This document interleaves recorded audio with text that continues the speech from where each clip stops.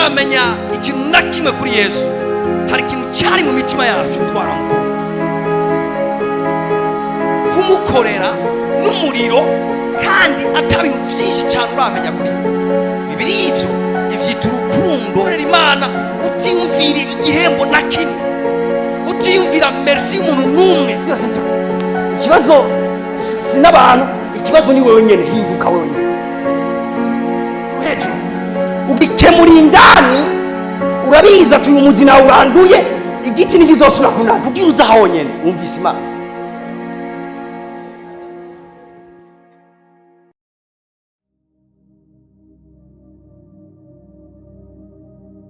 Haleluya. Kuvayo 33 somera 12 mpera kuri 12 ngira mvuga Imana yanje. 12 maze Mose abwira Uhoraho, ati raba wambariye ngo dugana aba bantu, ariko ntiwamenyesha uwo udutumanye. Ngwino yamara waravuze uti ndakuzi izina kandi wagiriwe ubuntu imbere yanje. ugati Imana iranze izina kandi nagiriwe ubuntu mu maso yiwe. Bandanya. None rero ndakwinginze, asangwa nagiriwe ubuntu imbere yawe. Uviriza Mose abwira Imana ati Imana ndakwinginze rero nimba nagira ubuntu mu maso yawe, nonyereke imigendere yawe kugira ngo nkumenye, mbone kurushiriza kugirirwa ubuntu imbere yawe, kandi wibuke yuko iryo hanga ari ryawe. Ego. Aramwishura ati ubwanje nzokwijanira namwe mbashikane amahoro. Iyo abana nicaye aho wicaye nari kwakira ijambo mu mashimeshi. Ubwanje nzokwijanira namwe mbashikane amahoro. Navuze ati Senyeri, naho muri bibi aho basigaye ijambo rimwe gusa, urakoze. Ubwanje nzokwijanira namwe mbashikana amahoro. Abantu bagomba gushika iyo bariko baraja mu mbwira amena. Akubariye ngo ubwiwe azojana nawe agushikana amahoro. Asakarabaya. Ubwiwe azojana nawe agushikana amahoro. Buri Imana yake nakubwira ibanga ryayo. Imana ni ya importance ngene ibintu byatanguye. Imana ikunze kuwa importance nini cyane ingene ibintu biza guhera. Nicyo gituma Imana yama yirahira igihe cyose ati sinzoguta mu nzira. Ndi Imana itangura ibintu kabisozera. Sinzogusiga mu nzira kuvyo nakubariye. Nzojana nawe gushika ku mpera ivyo naguhamagariye. Undagushikana amahoro. Nasomye aka verse imwe mu Cyongereza ivuga ngo vyose ngo everything will be fine. Ngo nzogutwara ndagushikane vyose ari fine. Nzogutwara ndagushikane umuryango wawe ari sawa.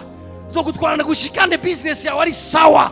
Nzogutwara ndagushikane vyose bimeze neza. Haleluya. Vyose bimeze neza.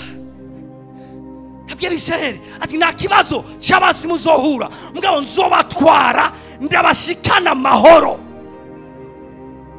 Jewe rero ko Imana yatubariye ngo uyu mwaka ni umwaka w'akamo k'insinzi. Nimba Imana yambwiye ivyo niturashika, aracyasiga amezi 2 imbere yanje, kubwiyomvo nditeguye gushika amahoro nayo.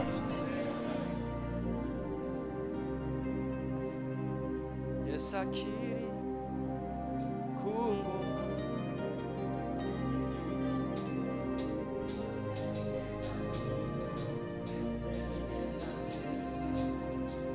Vyose bigenda neza.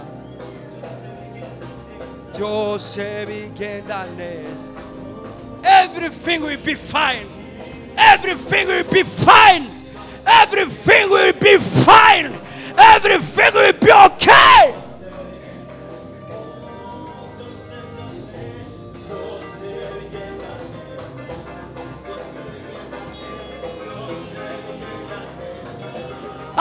mbega wishimira igiki? Imana yambwiye ngo nzoba ndi kumwe namwe jusqu'à la fin, gushika biheze, gushika ibyo twatanguranye biheze. Bikikame iconzi bizohera neza. Yavuye ngo nzobashikana amahoro. Imana yakubwira ngo ngiye kubana nawe, amiga guta mu nzira yo bifailinze, yo binaniwe. Urazi gituma afise amanyama? Imana yambwiye ngo ngiye kubana namwe mu mpera z'uno mwaka, ngiye kubana namwe mu mpera z'uno mwaka. Ama business yanyu ashobora gushiftinga kuri affaire iteye n'ubwoba. Ama chiffre d'affaires mwahora mukora agatera ubwoba ku rugezo ruteye ubwoba. Kubera iki? Jesus is with you.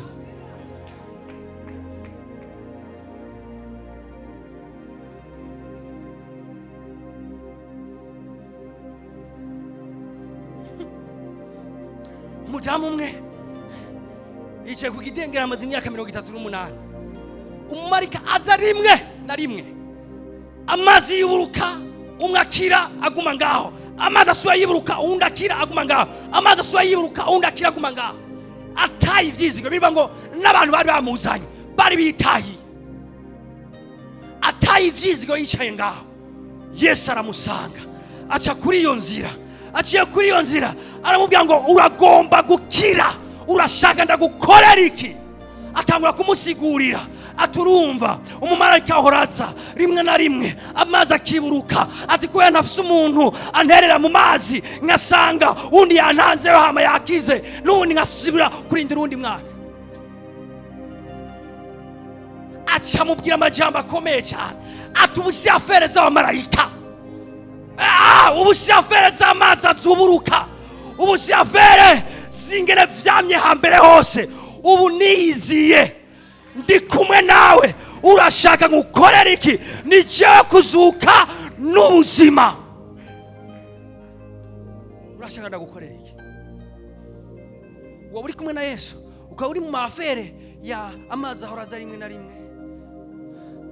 Ati rekana n'ivyo bintu, ndi hano, ndi kumwe nawe, akira icyo ushaka kwakira. Fisa amanyama menshi. Imana yambwiye ngo kuno kwezi n'umpera z'umwaka zose nzoba ndi kumwe.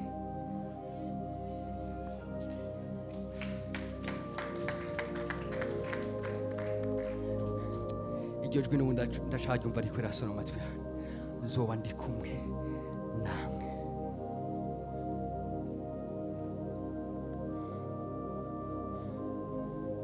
Merahereza umurongo. Ndabashikana amahoro. Aramwishura Ndabashikana amahoro. atubwanje nzokwijanira namwe mbashikana amahoro. Ndabashikana amahoro. Mose aramwishura ati ubwawe nutajana natwe ntudukura ino. Tumundekeza aha tutajanye simvaha, ngakunyemereye kujana natwe, ukambya kuzodushikana amahoro. Abwira Abisirayeli ati mutekere tugende, azodushikana amahoro.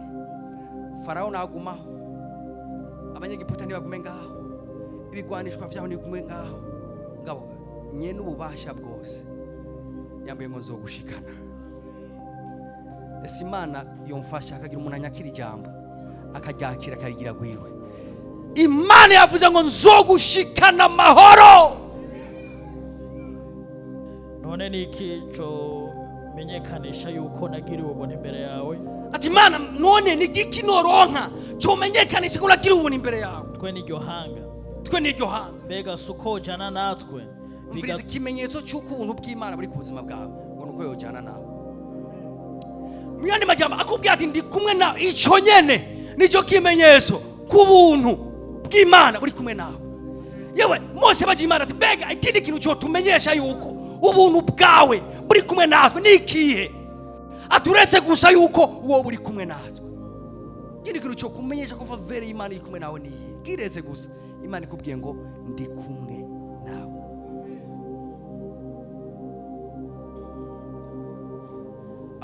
Amuntu yanyumvise acava hano akuye amaboko mu mpuzu. Umuntu yanyumvise acava hano anavuga ati ngira mpere kuri iyi pa ya mbere mugabo Imana yambwiye ngo nzogushikana amahoro umuntu ndafise paratera acavanye nayitera ari dose ari sevugira cuyigira ucugenda depose reka ndababwire mu mpera z'umwaka ariho amorganisation kugira ngo turiko turakrotira umwaka umwanya mwiza abyumva umwanya mwiza wo kugira ibi umwanya mwiza wo kukugirira ibi turi mu mwanya wo gukrotira zoba none igitangaza bisigura iki igitangaza bisigura ngo ni igihe ugira ibintu utarubereye igitangaza bisigura ngo ni igihe mu bintu bibaye ubonye mu kuboko kw'Imana ni igihe birangiye byose uvuga ati mu bisanzwe iyaba bari bo ntibyari gushoboka iyaba byari jewe ntibyari gushoboka kubera Imana byashobotse ura amaboko mu muzi zoba ndi kumwe umwaka nturangira atakintu ukora zoba ndi kumwe uyu mwaka nturangira atakintu ukurakora zoba ndi kumwe nawe ubuntu ubutesta gute ubuntu ubutesta gute kuri wewe kura amaboko mu muzi Imana izoguprova ko ari kumwe nawe Mose Imana imaze kubwira ati nzoba ndi kumwe nawe ndabashikana amahoro igikorwa cyabo bacibashira ko baratambuka baragenda intambara imwe ikaza nanaryohewe intambara imwe ikaza ije Imana ikabwira ati dori ngira ndabereka akantu ngombe njenge gatonye muzora biba Imana ikacikubita abansi babo bagakwitwa bose mbwa Abisirayeli bariko baragenda zoba ndi kumwe nawe umurongo wa nyuma ngombe nageze ko Yesaya 41 oh my god ku murongo wa 10 mugabo ku murongo wa 10 ntutinye kuko ndi kumwe nawe ntukihebure banzurindire wewe utinye hagarika gutinya wewe ufise ubwoba hagarika gutinya Imana ikubwiye ngo ntutinye ko nzoba ndi kumwe nawe gutinya bisigura iki gutinya ni kimenyetso cyuko wahuye n'ibintu udashoboye gutinya ni kimenyetso cyuko wahuye n'ibintu udafitiye inyishu gutinya ni kimenyetso cyuko hari ibintu udafise wabwizwa ko ufise mugabo Imana ikubwiye ngo nta mutaye wavyo nzoguha nta bushobozi burengeye nzoguha je nzoba ndi kumwe nawe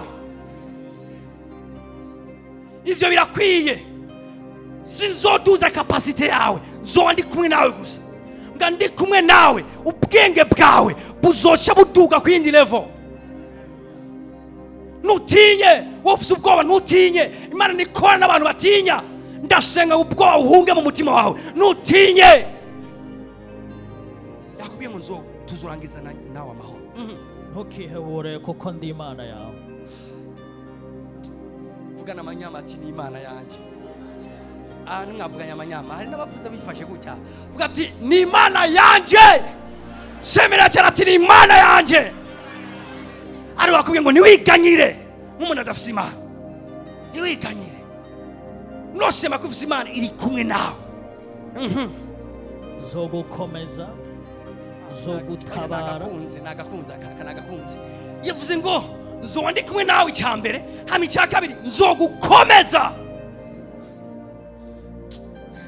kugukomeza bisigura iki abantu b'Imana bisigura ngo nizoza mu buzima bwawe kugira ibwira abantu kikomeye izoza mu buzima bwawe kugira ibwira abantu kukomeye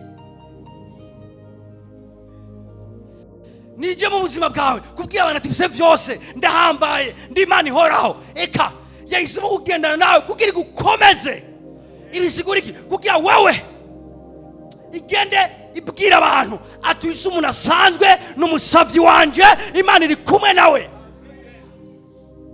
zogukomeza zokomeza intambuko zawe zokomeza imigabo yawe izokomeza ivyimviro vyawe izokomeza amaproje yawe izokomeza ivyawe vyose zo ndi kumwe nawe kugira ndagukomeze bizi impamvu yadese kujyana nawe kugira igukomeze mu biteye ubwoba igukomeze umutima ukomeye urinda kwa Imana kumwe nawe zogutabara ndagakunda nosema ko nzogukomeza ngaho bikenewe nzogutabara urabizi ushoboye gukomera imbere y'idubu ugakomera imbere y'intambwe wagera imbere ya Goliath ukajugumira mwakubwiye ngo naho nyene zogukomeza ndagutabara, zoguha umutima wo kwizera, hama ibirushije ndagutabare imbere y'ibintu udashoboye. Ubutabazi bukeneye ryari? Igihe uhagaze imbere y'ibintu udafitiye inyishu. Ubutabazi bukeneye ryari?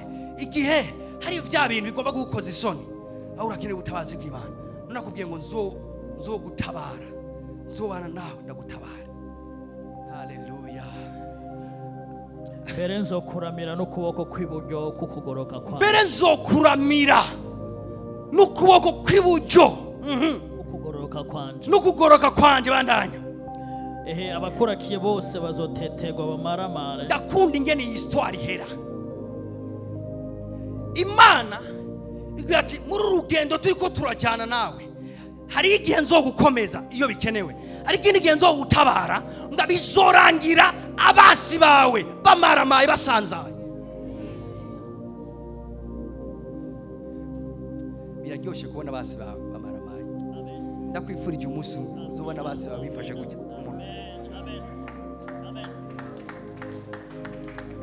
Ndafise abantu batari bake baba mu ijuru batagira abasi. Ndakwifurije umunsi kubona abasi bawe bamaramaye. Ndababwinge umwasamaramara igihe yagomba kuwupfa akabona uriho, igihe yagomba kuhomba akabona nuhomvye, igihe yagomba kuvunika akabona ugumye uhagaze. Aho birivuze ngo bazoca bamaramara hanyuma ngo basanzare. Gaheze. Abakurakiye bose bazotetegwa bamaramare, abagutonganya bazocika ubusa baranduke. Ibaza umuntu akuroga rimwe agahindura umupfumu, agakuroga handi, agahindura undi murozi, agakuroga handi, akabona nibufata. Bisigura ngo Imana yadesize kubana nawe.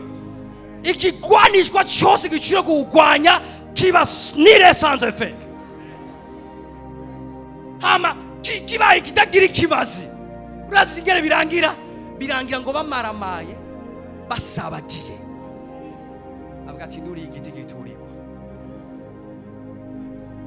Umwana w'Imana. We are amazing church.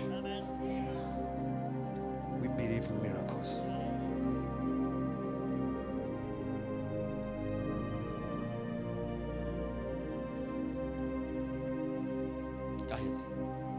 Abaguhaririza uzobarondera ubabure, kandi abakugwanya bazocika ubusa. Deri banzu rindi abaguhaririza bazogirira. Uzobarondera ubabure. No muri repertoire. Bazofudika. No kuri Facebook. Bazokwibloka.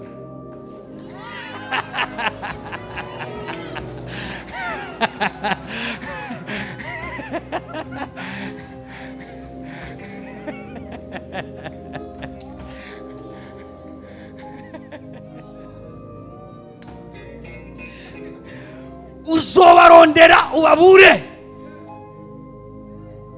Sinzi ko noronka umuntu akacingiye impwemu kino gitondo mu izina rya Yesu.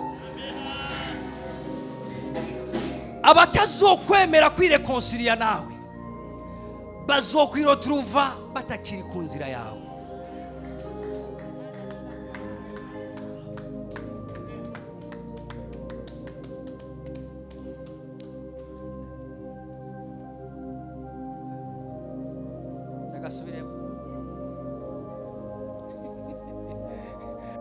Abatazohitamwo kwireconcilia nawe, abatazohitamwo bavyita gute kwireconcilia,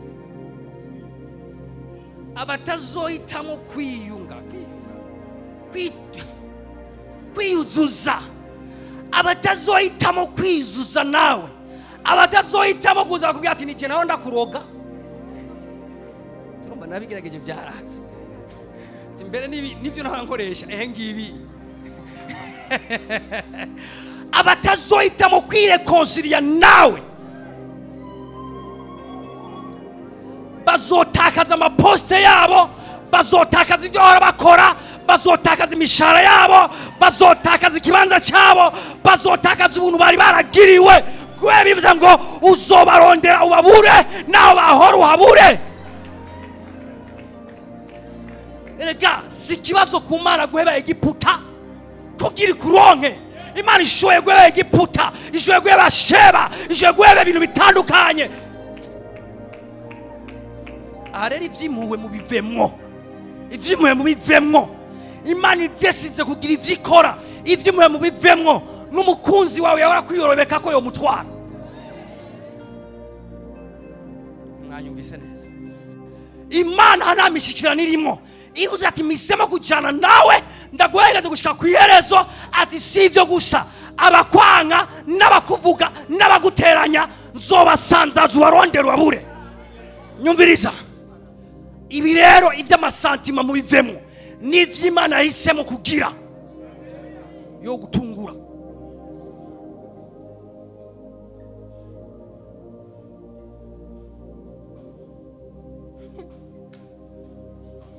Vy'amasantima twahevye. Uvuga mana none ga mana ntubona yari inshuti. Zoheba Egiputa mebe na Sheba ko bwawe. Zoheba onkre mebe tante mebe la balabale ko bwawe.